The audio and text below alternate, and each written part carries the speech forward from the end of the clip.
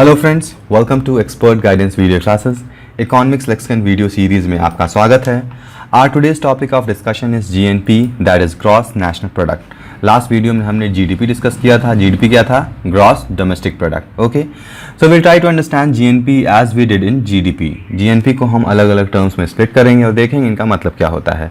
So gross we know this very well. Gross means total in mathematics, जैसे कि 1 + 2 + 3 है तो इसका समेशन 6 आएगा। इसी तरीके से आप किसी भी गुड्स एंड सर्विसेज को अगर ऐड कर देते हैं, उनका जो भी वैल्यू आएगा उसको हम टोटल गुड्स एंड सर्विसेज कहेंगे। Next is national. नेशनल यहाँ पर नेशनैलिटी से डील कर रहा है, यानी कि citizenship. If we are counting GNP of India then citizenship would be Indian. यही इसी तरह दूसरे देशों का, अगर यूएस का काउंट कर रहे हैं तो यूएस होगा, जापान का काउंट कर रहे हैं जापानीज होगा। So it's goes on like that. And the third term is product. Product में गुड्स एंड सर्विसेज आते हैं। सारे गुड्स एंड सर्विसेज जो भी होंगे वो प्रोडक्ट के अंदर में आएंगे। Okay, now let's see what is the definition of GNP to understand it well. तो यहाँ पर लिखा गया है, measure of the value of all goods and services produced by a country's resident and businesses. It estimates the value of the financial product and services manufactured by a country's resident regardless of the production location. हालांकि definition यहीं पर पूरा हो जा रहा है। It is just an extension and explanation of definition what is saying over here. तो यहाँ पर ये बताया जा रहा है कि जो भी गुड्स एंड सर्विसेज प्रोड्यूस किए जा रहे हैं कंट्रीज़ के रेसिडेंट के द्वारा, यानी कि कंट्रीज़ के जो भी सिटीजन हैं उनके थ्रू जो भी गुड्स एंड सर्विसेज प्रोड्यूस किए जा रहे हैं उनके समेशन को हम जीएनपी कहते हैं। फाइन।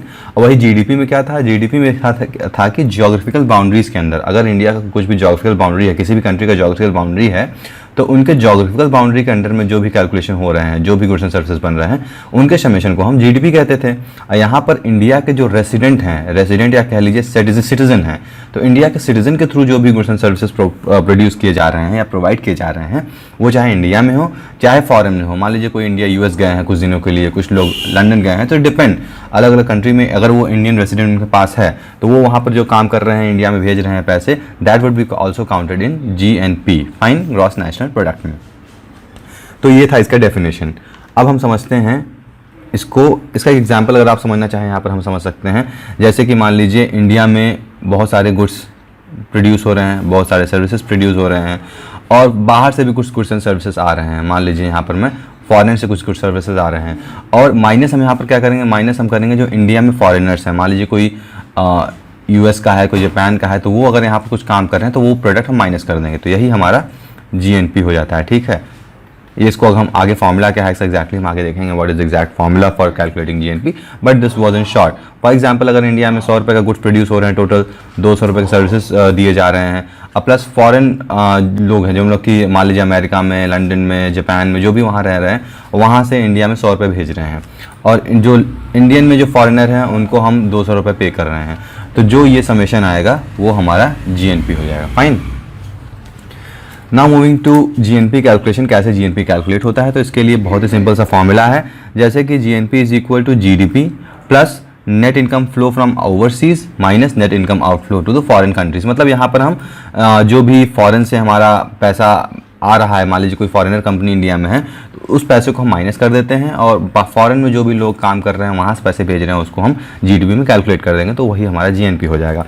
इसका सेकंड फॉर्मूला ये हो सकता है, वाई यहाँ पर जीएनपी को कंसिडर किया जा रहा है, is equal to C plus I plus G plus X plus G. अब ये सी क्या है? तो सी कंज्यूमर एक्सपेंडिचर है। कंज्यूमर एक्सपेंडिचर क्या होता है? We have already seen. Whatever expenses we do, अगर हम मार्केट में जाकर कुछ भी खरीद रहे हैं, कुछ भी ले रहे हैं, कोई सर्विसेज ले रहे हैं, कोई प्रोडक्ट्स ले रहे हैं, तो वो हमारे कंज्यूमर एक्सपेंडिचर में सारे काउंट हो जाएंगे।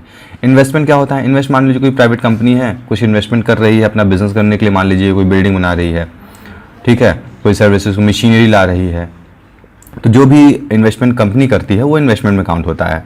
Next is government expenditure. तो गवर्नमेंट पब्लिक वेलफेयर के लिए क्या क्या काम करती है? रोड्स बनाती है, रेलवेज कंस्ट्रक्ट करती है, सब्सिडीज देती है, तो ये सारे गवर्नमेंट एक्सपेंडिचर हो जाएंगे जो कि इसमें काउंट होंगे। Next is x. X is net export. Net export हमने देखा था, value of import minus value of import, sorry export, मतलब इम्पोर्ट माइनस एक्सपोर्ट कर देंगे हम, तो हमारा नेट एक्सपोर्ट हो जाएगा। और नेक्स्ट है जी। जी मतलब कि नेक्स्ट इनकम। इनकम क्या होगा? वही इनकम जो मैंने बताया, जो फॉरेनर इंडिया में कमा रहे हैं उनको पैसे में से माइनस कर देंगे जो फॉरेन से पैसे आ रहे हैं, वो हमारा नेट इनकम हो जाएगा। और सारे को हम जोड़ देंगे, सारे गुड्स एंड सर्विसेज के वैल्यू को अगर हम जोड़ देंगे तो जो भी समेशन आएगा वो हमारा जीएनपी हो जाएगा। बहुत ही सिंपल है। अब हम देखते हैं जीएनपी यूज़ कर कैसे होता है, यानी कि ये यहाँ पर नहीं रहेगा। जीएनपी यूज़ मतलब कि इसका इंपॉर्टेंस क्या है जीएनपी का हमारे कंट्री के लिए या किसी भी कंट्री के लिए, और क्यों जीएनपी कैलकुलेट किया जाता है। तो जीएनपी जो होता है किसी भी कंट्री के लोगों का कंट्रीब्यूशन, इकोनॉमी में क्या रेसिडेंट्स का कंट्रीब्यूशन वो कैलकुलेट करता है। क्यों? क्योंकि हमने डेफिनेशन में ही देखा कि the sum total of all the goods and services produce by resident of that country. तो उसी से पता चल जाता है कि उन कंट्रीज़ के सिटीजन का क्या कंट्रीब्यूशन इकोनॉमी में, वो हमारा जीएनपी बताता है। ओके। और जो इकोनॉमिस्ट होते हैं जीडीपी पे बहुत ज़्यादा रिलाई करते हैं, जीडीपी के डेटा पे, क्योंकि उसी से वो इन्फ्लेशन और पॉवर्टी के प्रॉब्लम्स जैसे सॉल्व कर सकते हैं। क्यों? क्योंकि इंडिया के लोग हैं, मान लीजिए इंडियन लोग हैं, कितना प्रोड्यूस कर रहे हैं गुड्स एंड सर्विसेज, वो इन्हीं वैल्यू से हमें एक्चुअल में जो इन्फ्लेशन है या फिर पॉवर्टी है उसको रिड्यूस किया जा सकता है।